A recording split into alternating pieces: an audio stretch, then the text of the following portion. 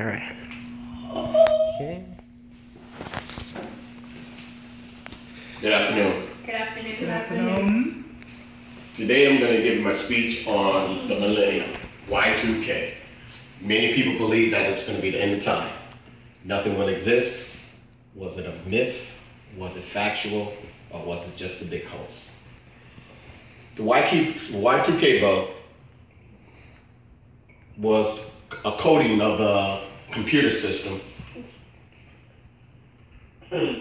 that used the last two digits that they did not think that was going to transfer over so that we can stay up to par with all the other things that we need, such as banking, infrastructures, and things to that nature. This started back in the early 1990s when many of the people that's in the computer business stated to the fact that wasn't able to go back, will it default back to all zeros after it got to 01999? Was it going to default back to 0000, or is it going to continue on and go to the year 2000? It was never tested before, so the world was in hoopla and say, what's going to happen?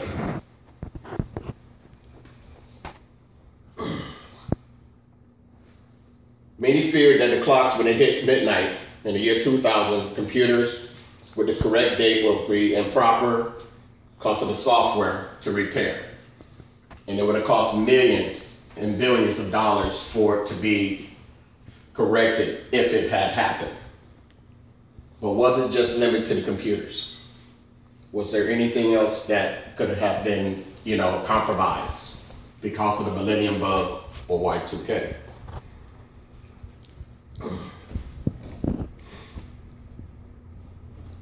The most people when it happened was in the banking industry. When a lot of people started taking out money during that day because they did not know where they're going to be able to buy gas, buy food, or sustain, or even to take their money out of the banks because they didn't know that their accounts would be erased and there would be no way to correct this injustice, what a lot of people will call it. But it did not happen. So many people believe that the computer industries were behind it. Because the United States, along with the rest of the world, they spent billions and billions upon dollars to make sure that we were prepared for Y2K. According to my research here, excuse me, the United States spent over $150 billion preparing for Y2K. Many of this came from our government, the banking industries, but yet a lot of the rest of the world did not prepare for it, such as Italy. They stated that Italy spent almost only $300,000 preparing for Y2K compared to the United States. And they went in, once it passed, they did not have any flaws.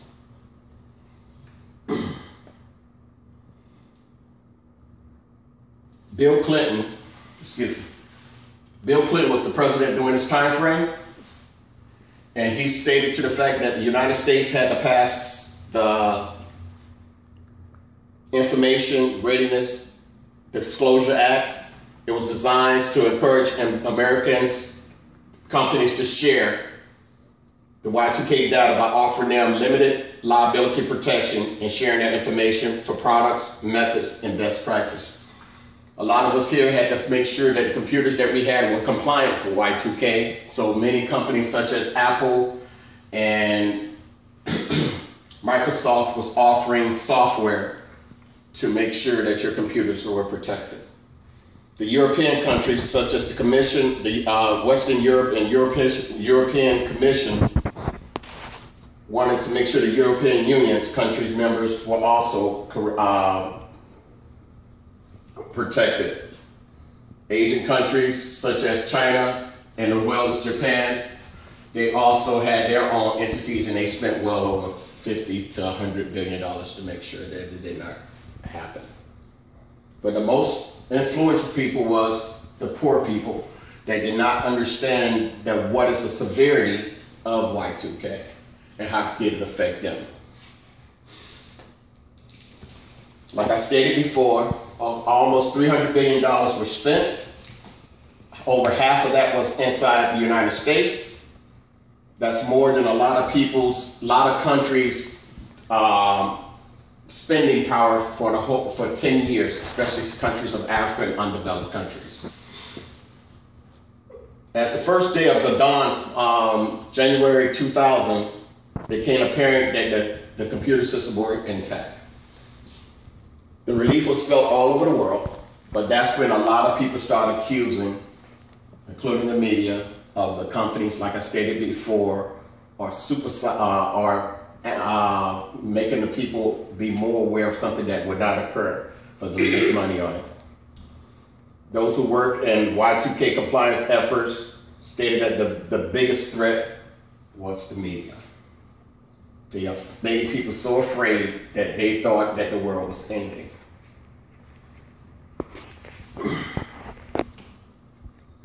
According to the Danish company, the newspaper, we're going to call it JP, that covered the issue for many years and months leading to this.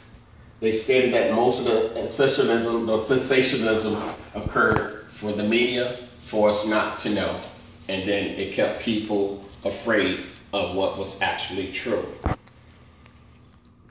After the new millennium started, everyone was recovered with the hangover of it, but no one ever asked for how did the media play a role in making people afraid.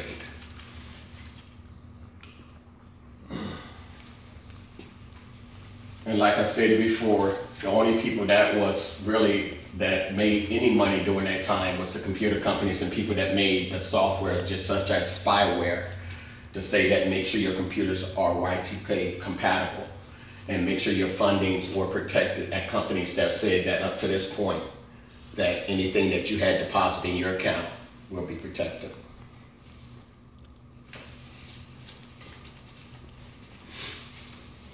Lastly but not least,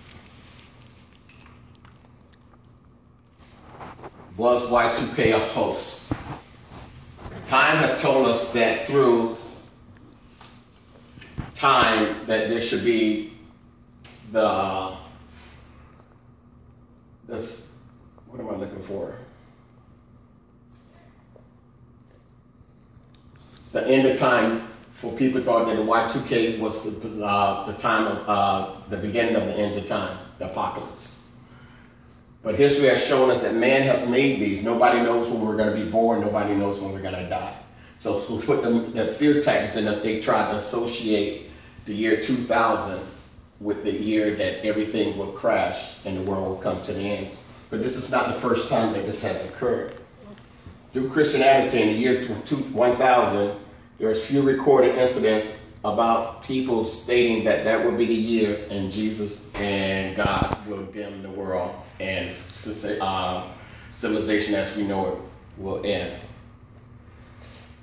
This goes on to the year 2000, like I stated before, when they stated that everything would end and there was going to be no way for the world to go on because without banking, water, everything that is tied up to computers. Now, we became so reliable on computers that we're not functioning without it.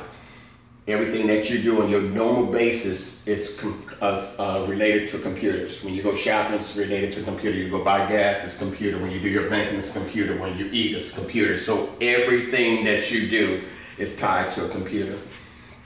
So that's why these companies fed into the fears of people by knowing that if it did not work, we were all going to be at their mercy.